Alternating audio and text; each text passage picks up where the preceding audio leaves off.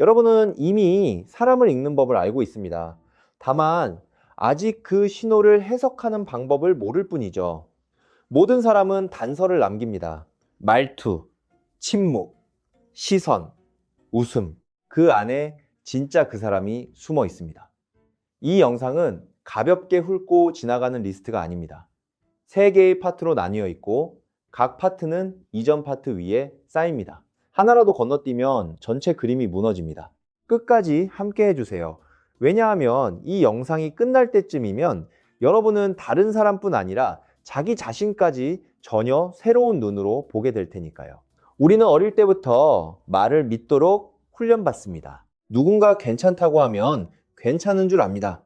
누군가 화 안 났다고 하면 안 난 줄 압니다. 그런데 니체는 이렇게 경고했습니다. 말에 속지 마라. 사람은 진실에서 말하지 않는다. 생존에서, 자존심에서, 두려움에서 말한다. 여러분 주변에서 유난히 친절한 사람을 떠올려 보세요. 그 사람이 정말 친절해서 그런 걸까요? 혹시 거절당하는 게 두려워서 그런 건 아닐까요? 강해 보이는 사람은요?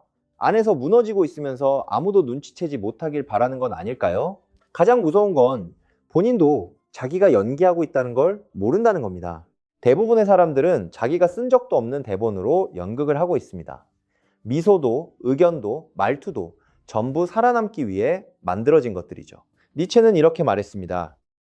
모든 깊은 영혼에겐 가면이 필요하다. 이건 모욕이 아니었습니다. 경고였습니다.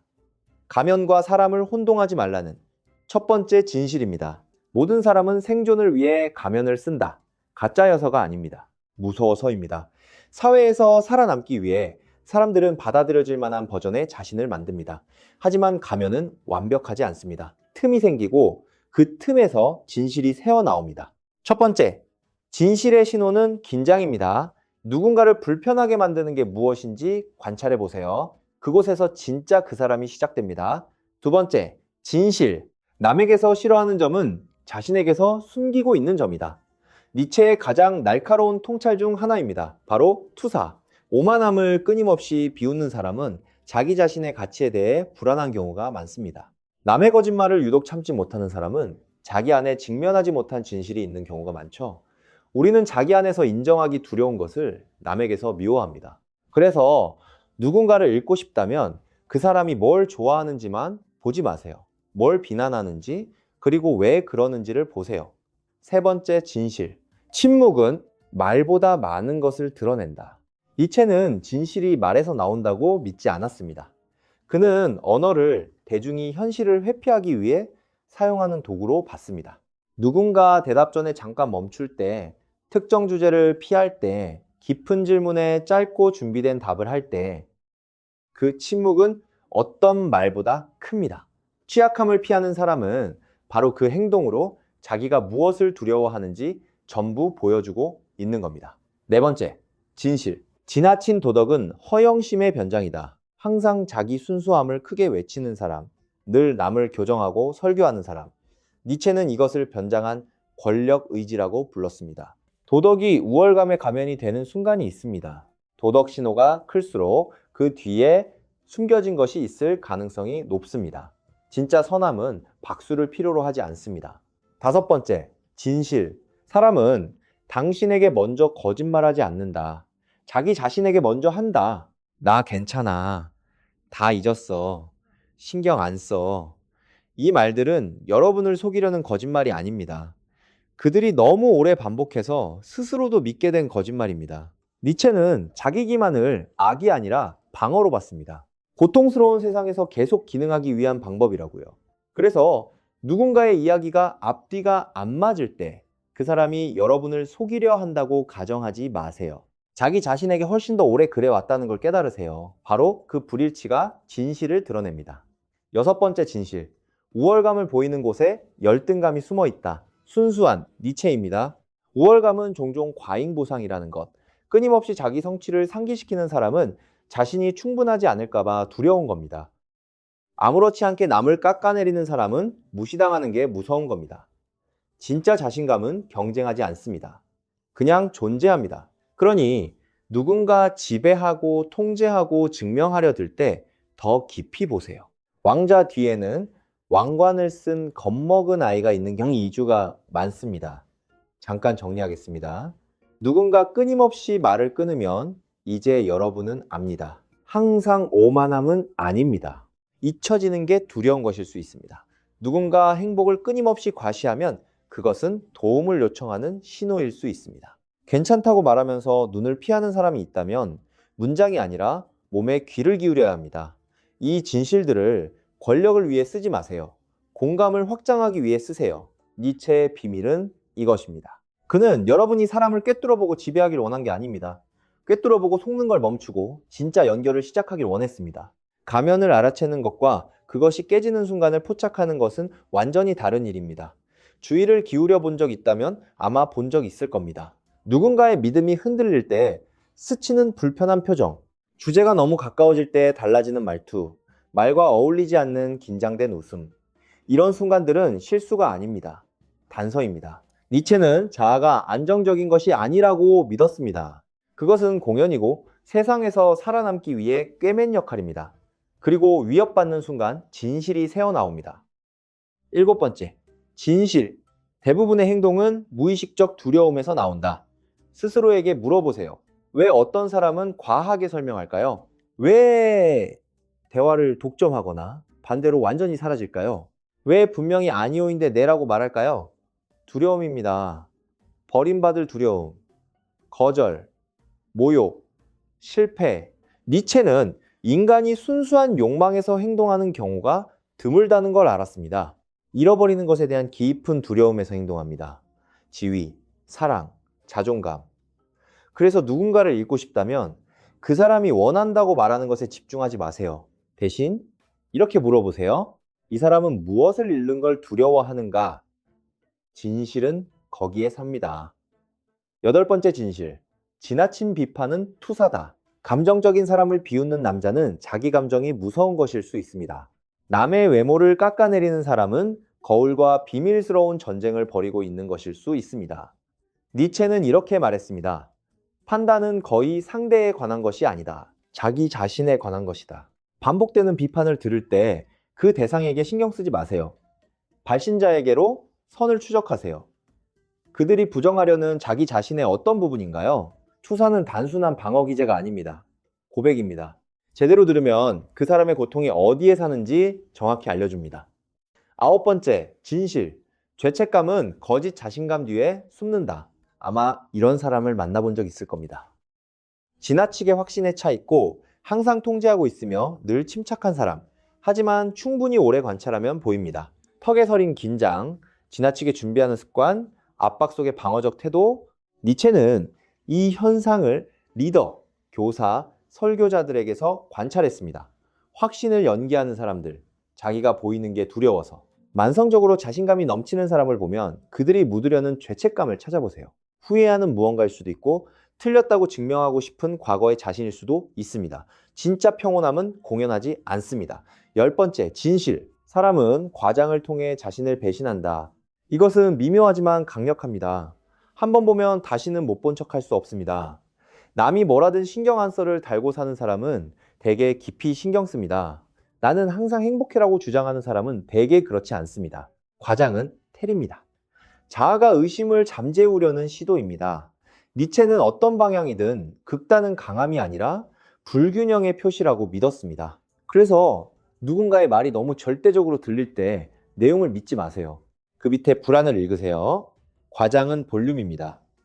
질문은 무엇을 잠재우려는 걸까? 입니다.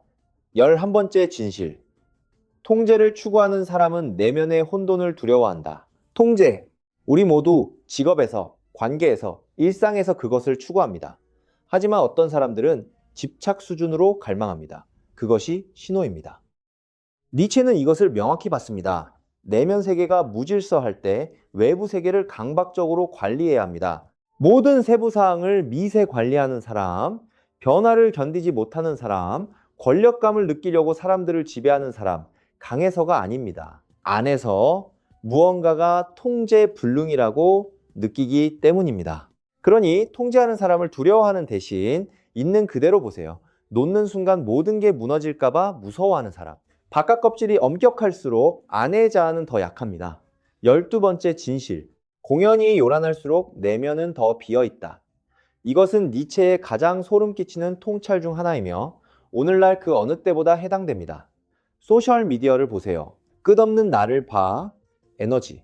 완벽한 포즈, 끊임없는 업데이트, 기획된 정체성. 니체는 이것을 강함으로 보지 않았습니다. 절박함으로 봤습니다. 끊임없이 공연하는 사람은 공연 없이는 보이지도 사랑받지도 못할 거라고 믿기 때문입니다. 그래서 소음색 드라마를 만들어냅니다. 하지만 진정으로 자기를 아는 사람은 관객을 필요로 하지 않습니다. 이미 온전합니다. 그러니 누군가의 삶이 공연처럼 보일 때 기억하세요. 그것은 힘의 과시가 아닙니다. 필요의 속삭임입니다. 아마 지금쯤 느끼고 계실 겁니다. 전환을요, 방에 들어가면 갑자기 패턴이 말보다 크게 들립니다. 끊임없이 말을 끊는 사람을 보고 잊혀지는 게 무서운 거라는 걸 알아챕니다. 끝없이 자랑하는 사람을 보고 보이지 않는 상처를 감지합니다. 마음을 읽는 게 아닙니다. 가면을 읽는 겁니다. 그리고 니체가 여러분에게 손전등을 건넨 겁니다. 이것은 단순한 기술이 아닙니다. 책임입니다. 사람을 명확히 보는 법을 배우면 다시 못 본 척할 수 없으니까요. 비평가 뒤에 아이를 볼 때, 불량배 뒤에 두려움을 볼 때, 오만함 뒤에 죄책감을 볼 때 여러분은 약해지는 게 아닙니다. 흔들리지 않게 됩니다. 지금쯤 여러분 안에서 무언가가 바뀌었을 겁니다. 사람을 그냥 보는 게 아니라 읽고 있습니다. 악당도 아니고 피해자도 아니고 선택하지도 않은 가면으로 살아남으려는 인간으로서 하지만 아직 끝나지 않았습니다. 모든 행동 뒤에는 믿음이 있고 모든 믿음 뒤에는 상처가 있으니까요. 이 마지막 파트는 영혼을 알아보는 법에 관한 것입니다. 만나는 모든 사람의 표면 아래 숨어있는 깊은 이야기를요. 13번째 진실. 누구도 논리에서 말하지 않는다. 고통에서 말한다. 사람들이 이성적이라고 생각하시나요? 사실의 근거에 논쟁하고 이성에 따라 결정한다고요? 니체는 다르게 봤습니다. 모든 논리적 주장 아래에는 감정적 상처가 있다. 사랑 같은 건 없어. 환상일 뿐이야 라고 말하는 사람이 있다면 사실을 진술하는 게 아닙니다. 고통을 보호하는 겁니다. 사람들은 자기를 다치게 한 것에 기반해 세계관을 형성하고 그 다음에 논리로 정당화합니다. 그래서 누군가를 이해하고 싶다면 뭘 믿는지만 묻지 마세요. 뭐가 그 사람을 부서지게 했는지 물어보세요. 다시는 느끼고 싶지 않은 감정이 뭔지 물어보세요. 이것은 모든 걸 바꿉니다. 왜 이런 말을 하지 해서 뭘 반복하는 게 두려운 거지로 초점이 이동합니다. 그러면 그들의 의견은 위협이 아니라 방어가 되고 논쟁은 공격이 아니라 방패가 됩니다. 그리고 여러분은 반응하는 걸 멈추고 이해하기 시작합니다. 14번째, 진실. 약함에 대한 반응이 진짜 인격을 드러낸다. 누군가의 진짜 모습을 보고 싶으세요? 강한 사람을 대하는 모습을 보지 마세요. 반격할 수 없는 사람을 대하는 모습을 보세요. 니체는 진정한 강함이 지배를 통해 증명되는 게 아니라 절제를 통해 드러난다고 믿었습니다. 취약함을 조롱하는 사람은 자기 자신의 취약함이 무서운 겁니다. 실수를 벌하는 사람은 자기에게 실수가 허용되지 않았던 겁니다. 항상 이기지만 상대를 피 흘리게 두는 사람은 아직 자기 자신과 전쟁 중입니다. 하지만 판단 없이 약함을 목격할 수 있는 사람, 슬픔 곁에 도망가지 않고 앉아있을 수 있는 사람, 벌할 수 있었던 것을 용서할 수 있는 사람, 그 사람은 더 이상 과거에 지배당하지 않습니다. 증명할 것이 없습니다. 이미 내면의 전쟁에서 이겼으니까요. 15번째, 진실. 잊혀지는 게 두려운 사람은 관심을 쫓는다. 항상 주목받아야 하는 사람을 만나본 적 있나요? 들어가는 모든 방, 하는 모든 이야기, 입는 모든 옷이 나를 바라고 소리칩니다. 얼핏 자신감처럼 보입니다. 하지만 니체는 꿰뚫어 봤습니다. 관심에 대한 배고픔은 더 깊은 두려움에서 옵니다. 투명해지는 것, 지워지는 것, 흔적 없이 살다 가는 것에 대한 두려움. 무시당한 아이가 과잉 보상하는 어른이 됩니다. 사랑을 직접 요청하는 대신 공연, 드라마, 혼란을 통해 간접적으로 요구합니다. 그래서 너무 과한 사람을 볼 때 성급히 판단하지 마세요. 충분하지 않으면 어떻게 될까를 두려워하는 건 뭔지 물어보세요. 때때로 관심은 허영이 아닙니다. 외침입니다. 16번째, 진실. 공격하는 사람은 부러워하는 사람인 경우가 많다. 니체의 가장 대담한 진실 중 하나이고 인정하기 가장 어려운 것 중 하나입니다. 사람들은 항상 미워서 공격하지 않습니다. 감탄하지만 자기는 절대 될 수 없다고 느끼기 때문에 공격합니다. 비판은 감탄보다 쉽습니다. 성공한 사람을 깎아내리는 사람, 자신감 있는 사람을 비웃는 사람, 자유로운 사람을 험담하는 사람. 단지 나쁜 게 아닙니다. 고통 속에 있는 겁니다. 자기가 포기한 모습을 누군가에게서 보는 것은 잃어버린 것을 떠올리는 것이니까요. 축하하는 대신 파괴합니다. 하지만 부러움은 말하지 못한 욕망일 뿐입니다. 영혼이 이렇게 말하는 거예요. 나도 저걸 원해. 하지만 나에겐 허락되지 않는다고 믿어. 다른 사람에게서 이것을 볼 수 있다면 소소한 미움의 면역이 됩니다. 자기 자신에게서 볼 수 있다면 자유로워집니다. 17번째 진실. 사람은 믿음이 아니라 어린 시절을 재현한다. 사람은 안 변해라는 말을 들어보셨죠? 니체는 이렇게 말했을 겁니다. 사람은 반복한다. 강요당한 역할, 배우도록 강요받은 두려움, 벗어나지 못한 관계의 역학을 반복합니다. 들어주는 사람이 없었던 아이는 남의 말을 듣지 않는 어른이 됩니다. 감정 표현에 벌을 받은 아이는 차갑고 논리적이고 분리된 사람이 됩니다. 사랑을 얻기 위해 노력해야 했던 아이는 유해한 관계에서도 애정을 위해 공연하는 사람이 됩니다. 믿음에 따라 행동한다고 생각하지만 실은 과거를 재현하고 있을 뿐입니다. 그래서 누군가를 잃고 싶다면 지금 누구인지만 보지 마세요. 누구여야 했는지를 물어보세요. 행동은 전기입니다. 그리고 모든 어른 뒤에는 아직도 안전하다고 느끼기를 기다리는 아이가 있습니다. 18번째이자 마지막 진실입니다. 그들의 패턴은 고백이다. 듣는 법을 안다면 사람들은 자기를 아프게 하는 것을 항상 말로 표현하는 법을 알지 못합니다. 하지만 패턴을 통해 반복적으로 보여줍니다. 가까워지면 사라지는 사람, 고요함을 피하려고 일에 파묻히는 사람, 모든 사람에게 추파를 던지지만 아무와도 연결되지 않는 사람. 이것들은 무작위 행동이 아닙니다. 고백입니다. 이렇게 나를 보호해. 여기가 내가 다친 곳이야. 이걸 반복하는 게 무서워. 니체는 믿었습니다.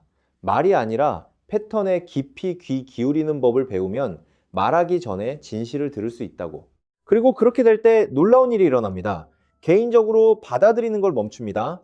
판단하는 걸 멈춥니다. 이해하기 시작합니다. 무기가 아니라 거울이 됩니다. 보고도 여전히 은혜를 선택하는 사람이 됩니다. 그것이 어떤 전략이나 기술보다 여러분을 진정으로 강하게 만드는 것입니다. 잠깐 멈추고 돌아보세요. 우리가 다룬 모든 진실은 다른 사람에 관한 것만이 아니었습니다. 여러분에 관한 것이었습니다. 여러분 자신의 패턴, 여러분 자신의 두려움, 여러분 자신의 어린 시절 대본, 다른 사람을 명확히 볼수록 자기 자신도 더 명확히 보이기 때문입니다. 니체는 우리가 단순히 관찰하길 원하지 않았습니다. 깨어나길 원했습니다. 남에게서 판단하는 모든 것은 우리가 품고 있는 것이고, 감탄하는 모든 것은 우리가 되고 싶은 것이라는 걸 알기를. 이 영상에서 자기 자신을 발견하셨다면, 사람들 속에서 혹은 자기 안에서 패턴을 알아챘다면 댓글로 알려주세요. 18가지 진실 중 어떤 것이 가장 깊이 와닿았는지, 가면의 세계에서 진솔한 대화를 함께 만들어 봅시다. 구독해주세요. 이것은 시작일 뿐입니다. 숨겨진 것을 보는 법을 배우고 진짜 자신이 되는 여정에